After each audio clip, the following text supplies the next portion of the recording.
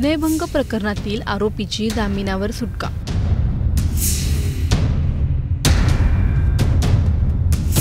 सुटका होताच पीडितांच्या घरासमोर फटाके वाजवत काढली मिरवणूक। नेमकं हे प्रकरण काय, कुठे आणि कधी घडलं हे सर्व या व्हिडिओमधून जाणून घेणार आहोत, त्यामुळे व्हिडिओ शेवटपर्यंत नक्की पहा आणि टाइम्स नाऊच्या सर्व माध्यमांना सबस्क्राइब आणि फॉलो करायला विसरू नका।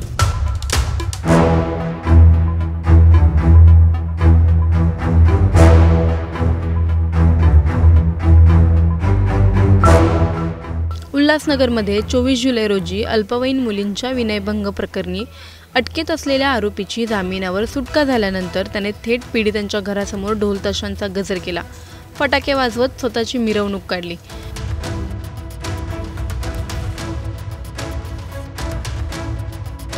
या प्रकरणामुळे साईबाई टेकी परिसरात पुन्हा दहशतीचे वातावरण निर्माण झाले असून नागरिकांमध्ये भीतीचे वातावरण आहे।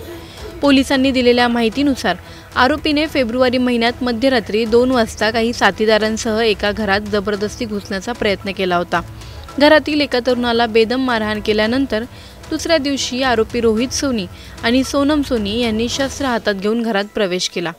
त्यांनी घरातील 2 अल्पवयीन मुलींना जबरदस्तीने घराबाहेर खेचून विनयभंग केला असल्याचे पीडितांनी पोलिसांना सांगितले। या घटनेनंतर दोन्ही बाजूंनी एकमेकांविरोधात तक्रारी दाखल केल्या होत्या।